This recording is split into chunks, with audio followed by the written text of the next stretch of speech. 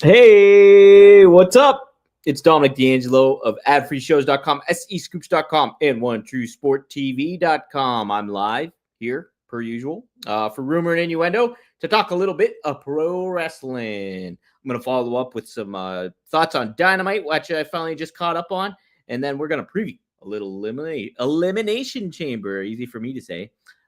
Maybe have a guest joining us shortly. We'll see. But Robert is not here today. He is on assignment. But I do want to give some shout outs to some folks. We got Johnny Disco. Happy SmackDown Friday and Elimination Chamber weekend, R&I. Joseph Wade Walter says, morning rumor heads. Cena, Bianca, Trish, and Tiffy and KO are my picks. All right. We'll get to our predictions going in here. Willie Thornbrew says, who's going to win the men's chamber? Yes, we'll talk about that. Triple E asks, how was that hockey game you posted? UC Canada versus USA. I did not. Wow. I really missed out on the Four Nations stuff. That sounded awesome. And I had it. I was like, I'm going to watch it because I knew it was on Max. And I was trying to not spoil either game for myself. And I did a pretty good job not spoiling the first game for me. But then I saw Canada won and I was like, oh, USA won the second. Must have won the first one. And so, but from what I heard, it was great. The Penguins game was awesome last night. Penguins played the Flyers. You want to talk about rivalries? There you go. Penguins and Flyers. A lot of drama, a lot of angry opposing teams at one another. And they were retiring not retiring. It was Maxime Talbot bobblehead night. So back from 2009, we got Maxime Talbot. Pretty cool stuff. So he was in attendance. So it was a lot of fun. Really speaks to the entertainment aspect of hockey and what makes winners and losers and rivalries so intricate and important in pro wrestling. I really thought about pro wrestling while I was watching the game last night and the presentation of it all. Like the Penguins have a big screen board in the middle of the arena, PPG Paints Arena, and it's all about presentation. And so they do a very good job at that. And plus, you have some heroes, you have some villains, you have some stars, and Sidney Crosby. There's a couple of names on the Flyers I'm not very familiar with as I used to be back in the day, but a lot of fun and really fantastic game. Overtime finish with Evgeny Malkin getting the win. But we're not here to talk hockey. We're here to talk wrestling. We're here to talk a little bit of Elimination Chamber. But first, I do want to touch upon my follow-up with AEW Dynamite. If you caught yesterday, I went on a bit of a rant regarding production meetings. I loved, like I said, that opening segment between MJF and Hangman Page. And I was hoping that AEW would do more, would keep that momentum going throughout the rest of the show. But I expressed my criticisms and my frustrations when it came to what AEW was and what it became and the missed opportunities that they have. And we're going to talk a little bit more missed opportunities later on in the show as well when it comes to AEW. But did watch the show, and I thought it was good. I thought it was a good show. I thought what they did, now the Death Riders angle, I'm not a fan of whatsoever. I'm sick of it, everything like that. But how they did it and what they kind of did with Marina Shafir, Willow Nightingale, Claudio, Edge taking the crew out one by one. Basically, we had Pac gone. Now we have Claudio and Marina now out of the element, it appears. And then so the only two left standing are Moxley and Wheeler Utah. So I kind of like the different direction they're going in, where it's like Wheeler of all of the members is the last one standing. Instead of some other established acts in there. So I do appreciate that. And I do like what they did, particularly with Willow. When it came to Harley Cameron, I thought she did a good job. I think the crowd is into her. And, her going over and Deonna Purrazzo made sense. Just a bummer. I think it's still a missed opportunity that they didn't put the title on her against Mercedes Moné. But to speak to that, we have what appears to be a new feud with her and somebody that could warrant a win and makes sense to defeat Mercedes as well, who wasn't on my bingo card. And that's Billy Starks because she's been on ROH forever. So nobody's really seen her. Athena, what's the deal with that, though? Like, you think, she would be coming into play here at some point or another. But Cool to see Billy Starks because she's the upstart that they signed over a year ago, I think, at this juncture. So let's see her get into the mix here. Um, what else did I want to take away from it? Thought Ricochet was awesome as a heel. Great heel heat. I think adding the element of the title shot in their pay-per-view match with at Revolution makes a lot of sense. And it but does it though kind of telegraph what we're going to see here at Revolution? Are we really getting Edge defeating Moxley? I don't think that.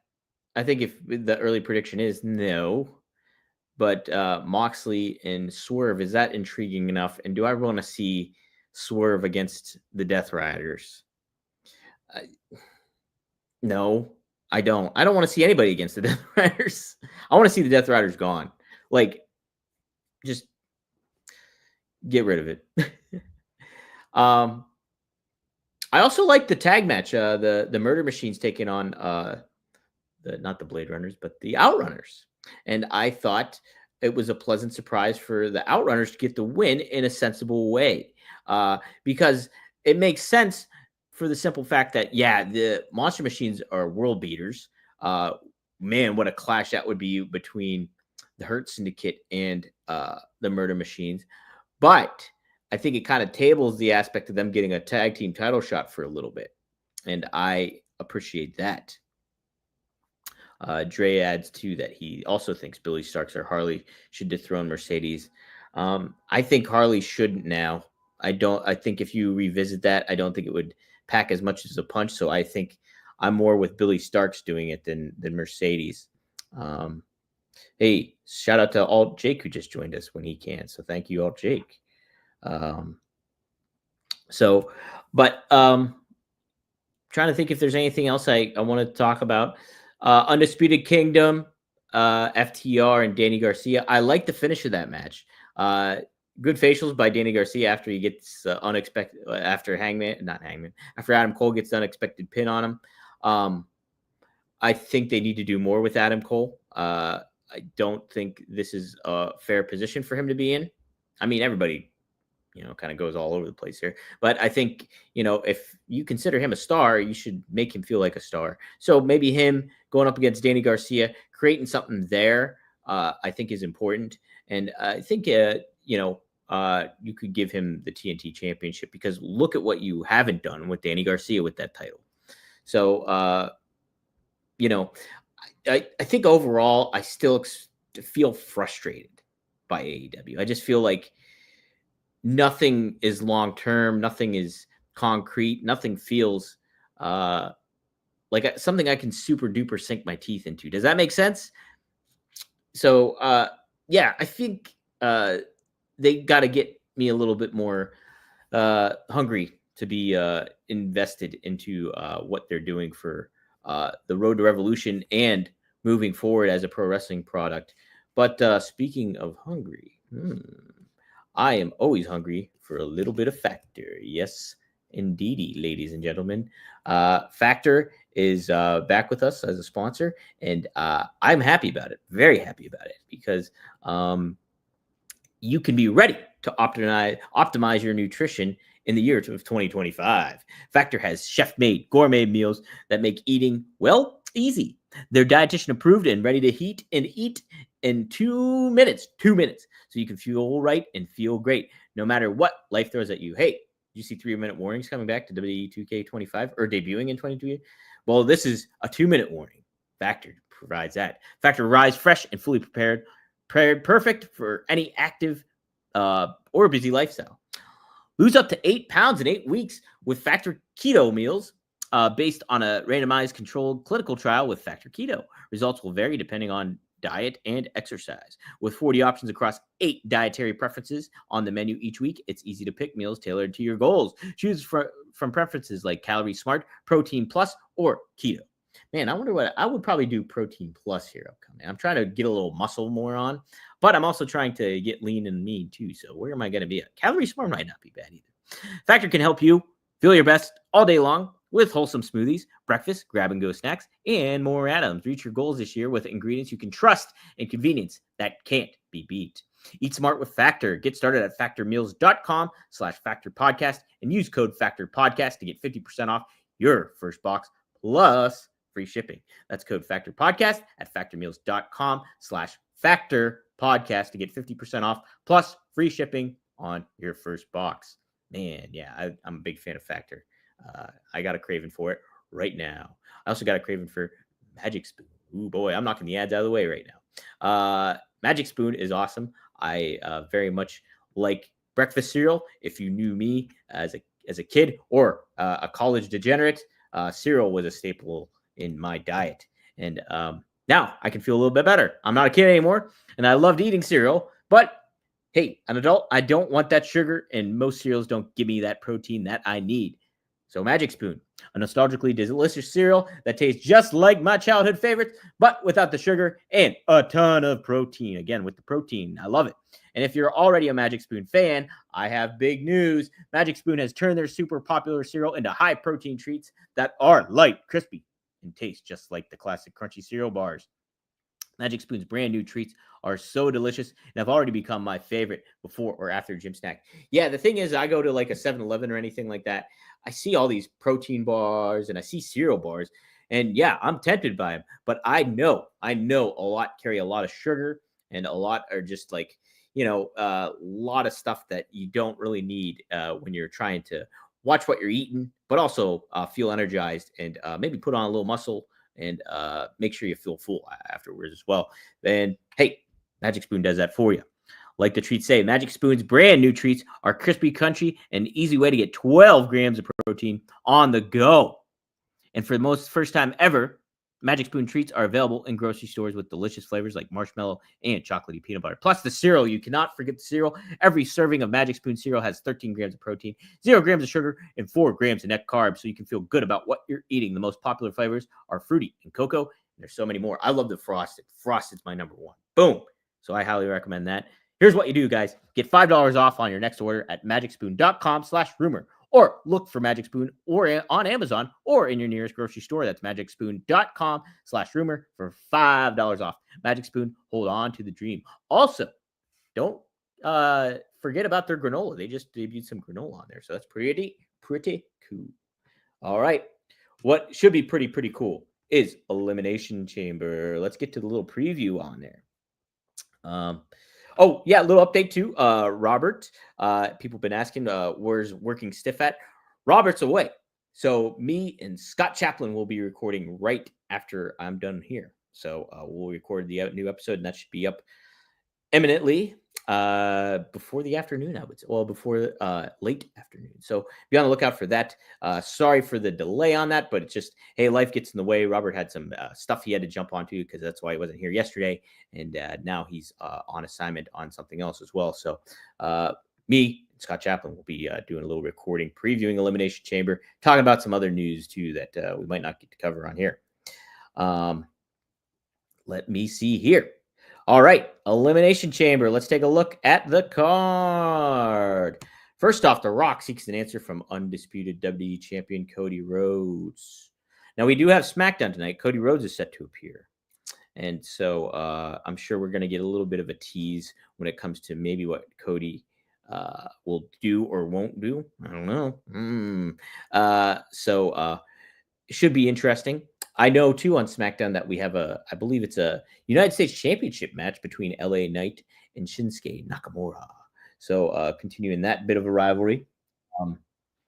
And should be a pretty fun show there. Hey, we do got a guest tagging in, making the tag. Let me first try to find the appropriate graphic before I bounce him in here. I'm taking a guess. That's not it. I know that's not it. Well, I don't think I have the appropriate graphic. So here we go. Boom. Boom. What's up? I'm Robert. There we go. Oh, you're Robert Karpelis. How are you, Robert? Hey, I'm doing great. I'm doing lawyer stuff. How are you, Kev? Sorry for being I'm looking at the clock 15 minutes late. That's okay. No worries. I'm literally doing this without pants on. Is that okay? Is that professional? Of course. That's how I prefer it. Yeah. I literally flipped my clock up thinking that we were doing it at noon your time. Yeah. noon my time. So I was Yeah. like, what are you talking about? I've done the show dozens of times. I'm sorry about that. Dozens. Well, I'm just about to preview actually Eliminations Chamber, so good time. Perfect. I'm heading to Detroit tonight, and then I'll be in Ooh. Toronto sometime tomorrow afternoon. Oh, hell yeah. All right. Yeah. So you're in attendance. Far freaking out, man. Mhm. Let's are you are you doing interviews when you're there, or what's your game? I'm just there for the whole vibe of the event, you know. Yeah. I'm there for the vibe check. Yes.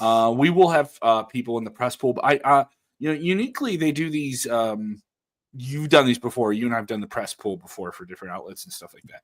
Oh, And they'll yeah. do that on the Friday before. No interviews for this show, which is selling very well locally. This show is selling very, very quite well. Moved a lot of tickets since The Rock was added to the card, by the way. Yeah. They sold a couple thousand tickets once he was announced for the show, and he's not even wrestling, obviously. Ooh, yeah, but it's still his presence there. I mean, you It's The look at Rock. it, Yeah. SmackDown, it really drew some numbers and some eyes onto it. So, will Cody sell his soul to The Rock? Mhm. That's the question. That is the question. And how do you play that into the show? There was some reporting that I think is spoiler driven. I want to give people some heads up about that, and we'll kind of maybe talk about that and wrap it around when we run through predictions. That I think involves what happens in the chamber, critically involves what happens with Rock and Cody in their confrontation in the ring. Yes. There's some intriguing stuff heading into this PLE. I almost called it a pay-per-view. But let's get to it then. Mm-hmm. So, we'll start off with the unsanctioned match. Let's start off with that. Sami Zayn versus Kevin Owens. They've done a great job at building this feud. This almost feels like it should be on WrestleMania instead. I feel like they do a great job. They've done one before. You know, Yeah, they had that one WrestleMania match right out of the pandemic in front of like a limited crowd in Tampa. Still tons of people. And that was meaningful. I've seen them have this match in Ring of Honor in like 2012 when, I wasn't even Sami Zayn. It was someone very familiar with Sami Zayn, a masked fellow by the name of El Generico. Oh, yeah. I wonder whatever happened to that guy. Yeah, I believe he started running an orphanage in Mexico. Oh, that's really nice. And yeah, good for him. Yeah, still masked orphanage luchador. You gotta do that. Yeah, it inspires the children. And so we've seen this match a lot. This is like a for fans from like mid 2010s. Yeah, this is like I would say that this is like a generational Cena versus Orton type situation. Right. You know, it isn't the same box office, but it's definitely a situation where you can kind of always put them together and you'll have something no matter what. For sure. I think too. I do think people gotten a little tired of it for a little bit, but I think there's been enough time in between where they've been buddies and they've been both good guys, bad guys kind of thing, and now them coming together like Kevin as the big time heel and Sami as the baby face. What they start off with in NXT, I think it's time for it. I'm all for it. So who do you have coming out? Ton of history, ton of history with this. I think you can go either way on this one. It's an interesting scenario. Kevin Owens and Cody Rhodes, do not sleep on that match that they had at Royal Rumble. I know that it's a Royal Rumble show and everyone's WWE's lost momentum and all this different stuff. I was like, people were saying the same thing last year. Yeah, they said the Royal Rumble was fun and great, but I didn't like the endings and I didn't like the choices. I didn't like what they did. It was too this, it was too that. They were poo-pooing it, right? And then we got into the lane and they set up the match. And I saw so many people getting angry. Oh, why didn't they announce Rock and Cody? They can't do Rock and Cody. They can't do it this year. And The Rock's going to play a role in WrestleMania and he's going to do something physical and he's going to do as much as he can. That's the sense I get. He's going to be a modern day ass kicking Mr. McMahon. I think it's a compelling role for him to play at this stage of his life and what he can do. Makes him more meaningful for a part-time guy. Yeah. But with Kevin Owens, it's a personal issue with them. This is a lot of history that you can always kind of tap into. They got the headline WrestleMania together as a tag team. I think it's one of the best tag team matches of all time. A lot of history there. I wonder also, we're going to have a real Canadian crowd here. And Canadians love their Canadians. They And I do. wonder what type of, I like to call it emotional pyrotechnics we're going to get from that Canadian crowd at the Rogers Center and how they're going to treat their hometown guys. You've seen them do this many, many times. I know you maybe you interact with more of the Canadian crowd up there in the Northeast yourself, and how they treat your Penguins that you have there. I will never forgive you for wearing that. That's okay. I'm all right with Never. that. I'm comfortable with that. I was Early just 90s. Early 90s. Blackhawks should have won. It's ridiculous. I just But told me that too. But a lot of history you can go into here. I think you can go either way. If this is setting something up for WrestleMania, I worry it's a schmoz finish. Yeah, I don't worry. I would be okay with the schmoz finish, to be honest. In this match. Oh yeah, I would be okay with it. 100%. Yeah. But the thing is, you already have an elaborate angle on the show. You know what I mean? And when you sometimes you do it, you already have an elaborate angle on the show. We're gonna get some definitive wins in the chamber, I would say. Yeah. Sammy can lose and still be beloved. You know what I mean? That's the thing. Like, and Kevin Owens needs to bounce back, and he needs to look dangerous if you're going to do a big, significant match with him at WrestleMania. Sami Zayn can lose. If last year taught you anything with Sami Zayn, it's that guy can lose and still be beloved. Mm-hmm. There are very few. That is something the Bloodline angle proved. He has residence in people's heart and soul. And the casual and diehard fan is a guy you can get behind and love, And so you're going with Kevin then? I'm going with KO. Yeah, I'm going with KO. I think I will too. I don't think since it's an unsanctioned match, I'm sure there's going to be schmaz, but I don't think it's going to be. The thing is, it's unsanctioned. They can just say, "Hey, call this off," but it's unsanctioned. Yeah. They don't have any ruling over that, right? And then Kevin Owens can consider himself the winner or something like that, and then you can build to a pretty interesting wrestling. You want to bring a Randy Orton back in? This is a way to do it. True too, and that there's talks or reports about that him coming back before Mania. Yeah, he had spinal praxia is what Kevin Owens endured at the Royal Rumble. That brutal Alabama slam. That was a brutal ending. Oh, you mean at the Royal Rumble? I thought you meant the power driver he gave to Orton way back when. No, but then Orton got that too. So now it's neck for neck. It's eye for eye. You put me on the shelf, and I will do the same thing. Yep, that's it. All right. Also on the card, Kev, we got Alexa Bliss versus Bianca Belair versus Bayley versus Naomi versus Roxanne Perez versus Liv Morgan. It's the Women's Elimination Chamber match. Who are you pinning to get the win in this match and be challenge Rhea Ripley potentially? Really hard to predict here. Yeah, this is I think a lot harder than the men's, and it feels like a wide open field. The curveball you give is you have Roxanne Perez win this thing. That would be the and you do a very, very surprising outcome in a match you don't expect, and you kind of rocket ship her into this situation where even the casual fans are like, hey, I'm just getting used to her. You know what I mean? Like I'm aware of her because there's that crowd that just watches Raw and just watches SmackDown, and they know of NXT. They check it out maybe on the big events and stuff like that.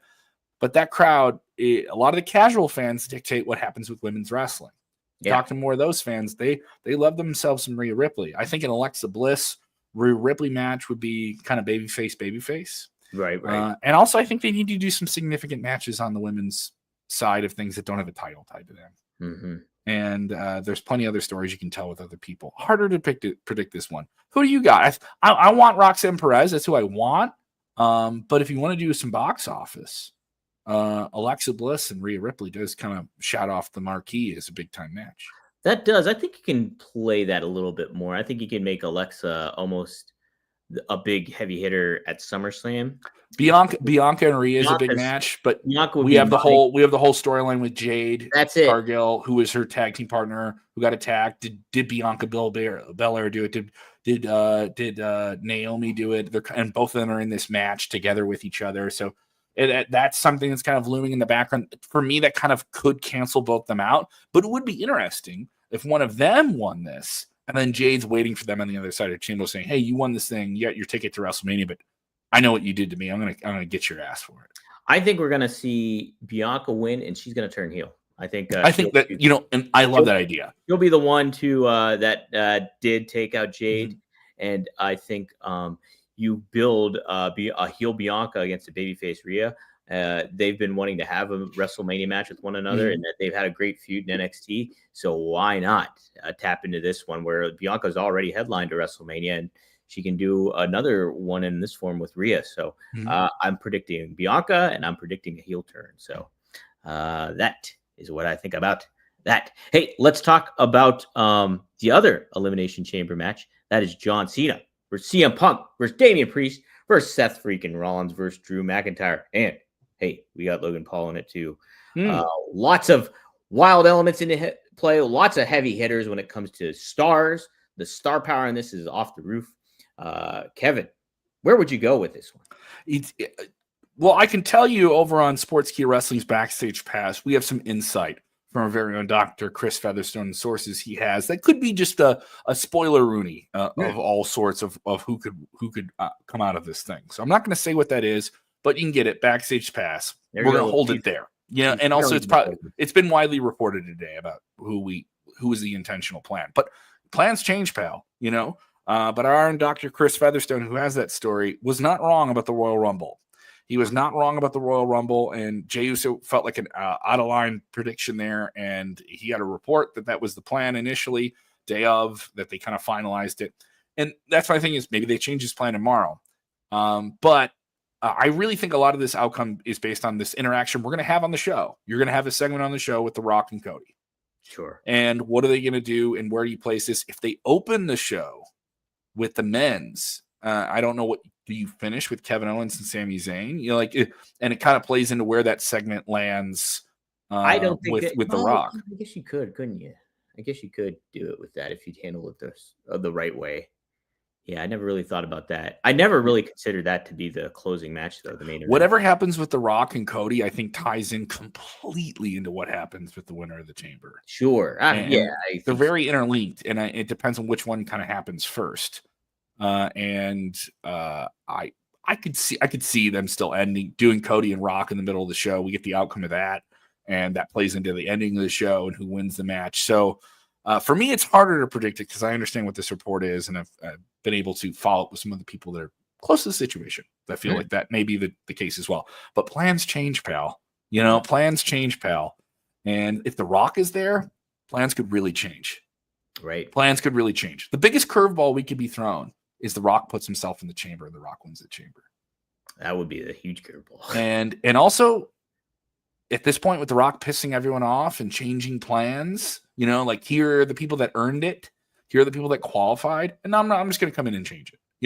He did that last year at WrestleMania. It almost plays into the diehard fans who they want like real legitimate storytelling over time. Don't come in and change it. But if The Rock comes in and does it, that's kind of what the final boss character does. And I'm like, and it does lend itself to, it's Rock versus everybody. Or you're either with The Rock or you're against him. You know what I mean? And I could see a lot of different scenarios in this match involving this thing. And I also would not put it past The Rock if he doesn't insert himself as a competitor in the match. I wouldn't put it past The Rock getting involved and getting physical in this match and setting up a bunch of different things for this year, not just WrestleMania, and you have a year of John Cena. I don't think John Cena needs to win the Elimination Chamber. I don't think John Cena he wants that 17th world title. That is something you can do later this year. You do not need to do it at WrestleMania. You need to do a redemptive match for John Cena and have him win a match for the first time in years. With CM Punk, he wants that WrestleMania main event, but I think that plays more into the storyline of Paul Heyman owes me a favor, and I think he will find himself into a WrestleMania main event. Rollins, he will do something ridiculous and treacherous, but it'll blow him out. Logan Paul will be ridiculous and do something physical. Damian Priest will be ridiculous and physical. Feeling that this is Drew McIntyre's match to win. Oh, interesting. Yeah, that's a good one. I mean, I would not be upset about that.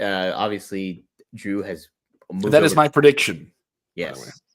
Drew has moved over to SmackDown, so there could be some elements coming into play with that.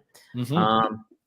I will go not knowing any details of this report or anything like that, and the fact that I did not do my job and looked at any reports today. I will say, if you want to avoid the spoiler end of the business, I understand. Not necessarily. I just didn't look. Not also part of it is like we have these internal discussions. Do we put it out there? Do we report it? And they're like, no, it's what I mean. Like, remember you and I worked at a certain wrestling website that revealed the biggest return ever at a Royal Rumble. You and I were on staff when that happened, and there was a very, very specific way in which we were going to handle it and reveal that information within the week of the event. And that was agreed upon by sources involved, right? And you and I were both aware of that for at least like a month and a half. So we really had to keep our mouths shut about that. Yeah, it was. But this we find out, 48 hours from the show. That's a little bit different story. A little bit, yeah, for sure. So I mean, I'm still going to. I don't think Cena needs to be in the WrestleMania main event. I don't think it's not like a crowd isn't going to pop for it. You know what I mean? I do think, though, I see immense value in having him in this match because it's Las Vegas. You do not have The Rock. You do have somebody not. You don't have The Rock in a match. You don't have The Rock in a match. You're going to have The Rock. That's what I mean. You don't have him probably, from what it seems, involved in a WrestleMania match at this juncture. But I do think so. I see value in having Cena and Cody, two big guys, two names, and this interplay between The Rock. Is he getting Cody's soul? Could he get somebody else's soul? What is The Rock's intentions here? Him kind of he gets chokeslammed by the Undertaker, and now he's taking souls. Yeah, trying to pull the puppet strings here and seeing what he can do. So who will be on the other end of those strings? So I think that's going to be intriguing. So I'm going to predict that Cena wins this match, and we're going to get some developments when it comes to what you were saying too between Rock, Cody, and this all intertwining towards WrestleMania. So was that no, don't we have another match? We got a Trish Stratus match or something, don't we too? Yes, we do. We have Trish Stratus and Tiffany Stratton, the Blonde Bombshells, going to be in tag team action. Against Nia Jax and is it Candice LeRae? Is that who the other one is? Yes, Candice LeRae. So yeah, I think this is great for Tiffany. I think holdover match. She gets the rub of Trish Stratus. Trish Stratus gets to wrestle in Canada as a Canadian hero. Yes, and gets to have a stadium show. I do like that they are featuring the Canadian talent as prominently as they can on the show in their own individualized matches, where it seems like they can have a big win. Kevin Owens and Sami Zayn. That is a Montreal. If this was in Montreal, that would be the main event. I don't think it would be acceptable if they put two French Canadians in this situation. Kevin Owens is absolutely coming out in a Nordiques jersey, isn't he? He's gonna do something. Yeah, he's gonna do something. He's gonna make some hockey reference or something like that. Right. And that'll be interesting, and especially if they get to utter some French, I could hear the crowd getting into what they do. They'll get into it. I also think Sami Zayn. No discredit to Trish Stratus and Tiffany Stratton. I think they're gonna have the shortest match on the show. I think they're gonna have, which is okay. It's fine. Yeah, it's a perfect way to get to something here. Means to an end, and this is the position that WWE's in right now with the roster depth. They don't need to have Charlotte Flair on the show. No, they don't need to have Roman Reigns on this show. You don't need to have Cody wrestle right now. No, you're going to have him in an angle, and you're going to utilize The Rock and stuff like that. Big report today. Some last minute push to sell tickets, push to sell streams for the Elimination Chamber features The Rock exclusively in marketing, and that this reportedly has upset some people within WWE. You are marketing this whole cast, and now it's all about The Rock. But hasn't that always been there? Isn't that the story for the last 10, 15 years? Right. I don't think that's necessarily a huge issue. You got The Rock. Obviously, he's bringing in eyes onto the You get the rub from The Rock being there. That's it. He's the ultimate hook for a casual wrestling fan that's on the fence. I'm going to watch this Elimination Chamber show. You know what I mean? I believe it's PWI reported this. I caught it earlier today with Cultaholic. Shout out to the boys in the UK. Love what they do. I believe they were aggregating it from someone else. I'm sorry if I'm not saying it, but it was viable, the source they had on that. Sure. I don't, I think everybody's going to be up. There's going to be some certain, in the pro wrestling world, people are have their egos. So sure, yeah, there's going to be some people upset. Mm-hmm. But I mean, you take a step back, you put yourself out of the equation. Hey, it's The Rock. Yeah, he's helping everybody out, whether he's taking up some time or not, Mm-hmm. So, yeah, I think that's a fine thing. Hey, real quick, I got to hard out of here pretty soon, but sure. We want your thoughts about the report that Malachi Black is heading imminently to WWE, according to the Wrestling Observer. Any thoughts on Malachi, aka likely Alistair, making his return to WWE? this is a guy who couldn't get. I did a big long video about, the whole series. It's been a series, sadly, of just characters we're covering. The rise and fall of this name, insert here in AEW.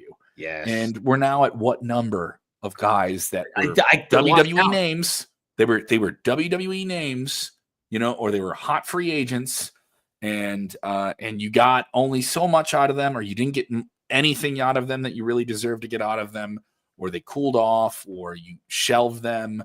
And every time I hear about a story of a guy coming over, there's always this part of me. It's like, oh, Elite, what did you have? And I know that's petty in like a shot and everything. I was like, what did you had something really, I don't really think it's special. petty, and I don't think it's a shot. I think it's just forthright criticism. It's just it's a surface level observation, right? If you're just following the business. But I'm also like, oh man, he was such a special character, And that's something I think with Aleister, they did do a very good job, I think, with the trios faction and all these different things. But like the fact he had injuries, he had personal issues outside of the ring that prevented him from wrestling. He nearly tried to get out of his contract a handful of times. There was the back and forth about him not wanting to be there. There was the speculation, the reported speculation that once Triple H took over WWE, and he was very much a Triple H guy in NXT, that he wanted to do business with WWE again. And there are other people whose tone changed when they knew that Vince wasn't holding the pen. Right. And you look at the supernatural elements you want to do with things. The production values WWE has with what they've done with Bray Wyatt character, who's rarely on television, in Bo Dallas and the Wyatt Six, but they could show up and you would care because they built this entrance and this aura and this vibe, right? In the cinema, you can do a lot of that in WWE. Not saying that AEW Dynamite can't, but they're so meat and potatoes on the table wrestling focused, and Aleister can do that. Malachi Black can do it. Mr. Black, as the Simpsons would say. Yeah. I wanted to work that joke into the video I did. And it's going to go right over someone's head. I was like there are Gen Z kids who probably have only watched Simpsons from like 2010 on, who are not going to know. There's anybody with the dated references. It's me, Kev. Great episode of The Simpsons, Camp Krusty. Yes. That was supposed to be a movie. Oh, they really? thought about that was originally the idea that was going to be the first Simpsons movie was going to be a Camp Krusty movie. Wow, I think that would have been cool. I would have loved it. I love their video games back then. Dude, the video games are ripping, dude. The Simpsons wrestling game was an awful game. You want to talk about a game they need to redo and do it right? Played that one, but it was really bad. It was really each guy had like 4 moves. It was really about just playing the game so you could hear the character voices and stuff like that. That's the key. That aside, here's the thing: I don't have him on Raw or SmackDown. Put him on NXT. Reintroduce him, have him be in some featured stuff, and then get him up to WWE. I think you pop it big time, putting him back on Raw or either. But if you're going to do that, if you're going to put him on Raw or SmackDown, it's worth noting he was on those shows, but a majority of the time he was on there, it was kind of like in the tail end of the pandemic. He was featured there, and some stuff was stop and go, and he was in a tag team. The call up. That was a time when they were. Got a big name from NXT. They're red hot. They're ready to go. They call him up, and the umph isn't there. But the audience is different. If you have him pair with the Wyatts, I think that's a really cool thing. You want to put all the spooky people together. Put all the spooky people together, man. That's it. Hey, Kev. So, all right, get some plugs in here before we close on out here. And, sure. Yeah, I'm going to be on the ground in Toronto, Ontario, Canada for Sportskeeda Wrestling. Check out everything on SK Wrestling on Instagram. It's SK Wrestling _ on Instagram. I'm going to have a bunch of different content on there. I'm going to be on the ground filming vlogs and different stuff like that. If you see my bearded face, if you legitimately see me from a video, you can come up and say, hey, I saw you on Rumor and Innuendo. Hey, how come you guys didn't cover Billy in the CW? And I'm going to tell you, I wanted to do it, but they cut me off. He's got this hard out. I'm in Chicago. I got to run into Billy Corgan at Madame Zuzu's tea shop, and he's going to ask me, how come you didn't cover, No, he won't do that. But no, all those things aside, also I'm going to be doing some big things that I'm announcing in about a week and a half. The biggest thing I've ever done in stand-up comedy. I'm going to announce for later this year, and I will need to do every podcast, every influencer, every collaborator, anyone in the greater Cook County area who has a megaphone of a phone that they can share something with. I will need you to help me organically market what I'm going to do coming up in August of 2025. Hell yeah. It is that far away. Why do I have to announce it in a week and then push something like that? Because it's just on paper, it's not something I ever thought I was going to be able to do, but I'm going to be able to do it. And so big thing. And when I get to announce it, I'll come back here, hopefully like a dozen times. You give me a dozen, like a card. And I get at the end, I get like one Robert Karpelis legal consultation. Yes. Yeah. There you go. Get that out there. Well, sweet Kev. Hell yeah. Guys, today, check out Magnum TA and Greg Gagne. We'll go live at 4 p.m. Eastern Standard Time on the 4horsemannetwork.com. 4horsemannetwork.com. Type it in. You can check out Arn. You can check out all that stuff. And then, hey, later tonight, 9:15 p.m. Eastern Standard Time, it's me and RBD going live there, chatting up some fun stuff. We're all on the lookout for all the Bobby Fulton drama going on. So I want to know what's going on with RVD in this last match of Sabu in Las we Vegas. had Sabu on last week. So. I know, but there's been some news since then with Joey Janela and the cluster.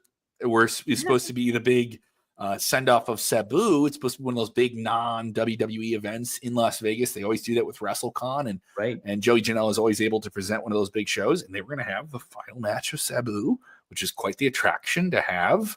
And Joey Janela was going to have that match. Now Joey's saying no one else gets to have that match. Only I get to have that match. Wow. And then everyone was saying, why don't you have RVD and Sabu, the ECW classic match, the definitive ECW match, if you will. Yeah. One more time and have it be the final farewell of the homicidal, genocidal one himself, Sabu. But obviously, you have a direct line to one Mr. Robert Van Dam, so I would hope you get the answers from him. I will ask the former Polish prince maybe tonight. I highly. There we go. Hell yeah, Kev. Well, I appreciate you joining me today on Rumor and Innuendo. And we'll see. Can we sneak in anything about Billy and the ZW? Not today. Maybe Monday. Mr. Rat in the Cage here. All right. We won't wish him the best. We'll wish him the best of luck in his future endeavors, though. NWA Power for life. See you next time here, Kev. Thanks for joining me, man.